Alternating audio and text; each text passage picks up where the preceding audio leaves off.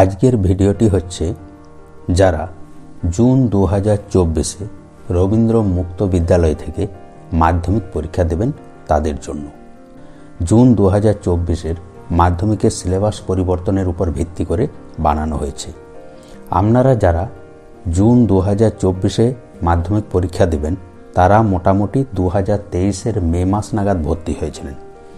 তখন আপনাদেরকে study centre থেকে যে বইগুলি দেওয়া হয়েছিল সেইগুলি পুরনো সিলেবাস অনুযায়ী মুদ্রিত ছিল। এখন নতুন সিলেবাস অনুযায়ী বই এসেছে নভেম্বরের 15 তারিখ নাগাদ। তো সেই নতুন বইগুলি আপনাদেরকে কালেকশন করতে হবে। তবে এই সংক্রান্ত একটি নোটিশ 24/8/2023-এর নোটিশটি 28 তারিখ নাগাদ পাবলিশ হয়েছিল। তো এখন দেখে নিন সেই নোটিশে কি বলা আছে। এই নোটিশটি আমি আপনাদেরকে পড়ে শোনাচ্ছি। পশ্চিমবঙ্গ রবীন্দ্র মুক্ত বিদ্যালয় সংসদ, প্রধান কার্যালয় বিকাশ ভবন, 3য় তল, পূর্বপাড়, বিধাননগর, কলকাতা 7,91,000। শাখা কার্যালয় রামেন্দ্র সুন্দর, তন্তুজ ভবন, ডিডি 18/4, 7ম তল, বিধাননগর, কলকাতা 7,64,000।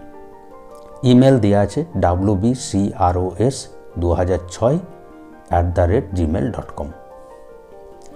আচ্ছা, এখানে মেমো নাম্বার দেওয়া আছে আর ডেট হচ্ছে 24/8/2023।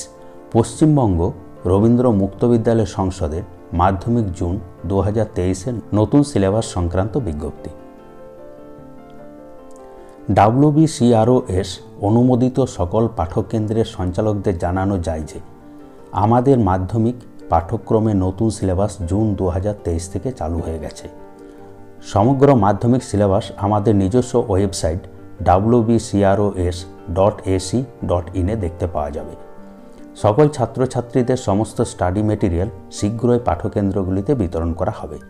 আরেকটা ব্যাপারে এখানে বলা হয়েছে, আরও জানানো যায় যে সকল রেজিস্টার্ড ক্যান্ডিডেটদেরকে যেন যথাসময়ে তাদের রেজিস্ট্রেশন সার্টিফিকেট কাম স্টুডেন্ট আইডেন্টিটি কার্ড বিতরণ করা হয়।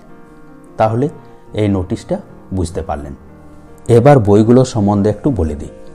পুরনো সিলেবাস অনুযায়ী বাংলায় আপনাদের একটি বই ছিল, ইংরেজিতে 2টি, গণিতের 2টি, ভৌতবিজ্ঞানের 2টি, জীবনবিজ্ঞানের 1টি, ইতিহাসের 2টি এবং ভূগোলের 2টি। মোট 12টি বই পেয়েছিলেন 7টি সাবজেক্টের। এখন আপনাদের এই 7টি সাবজেক্টে 7টি বই, ঠিক আছে? এবং সিলেবাসের অনেক পরিবর্তন হয়েছে। কাজেই নিজ নিজ স্টাডি সেন্টারে ফোন করে যোগাযোগ করুন এবং পুরনো বইগুলি ফেরত দিয়ে নতুন বইগুলি নিয়ে আসুন। আপনাদের পরীক্ষা হবে জুন মাসে। এখনও প্রায় আপনাদের 6 মাস সময় আছে। তাড়াতাড়ি বইগুলি সংগ্রহ করে আপনারা পড়াশোনা শুরু করে দিন। এবং যারা রেজিস্ট্রেশন সার্টিফিকেটগুলি এখনও আনেননি তারা সেইগুলি নিয়ে ভালো করে চেক করে দেখে নিন কোনো ভুলভ্রান্তি আছে কি না।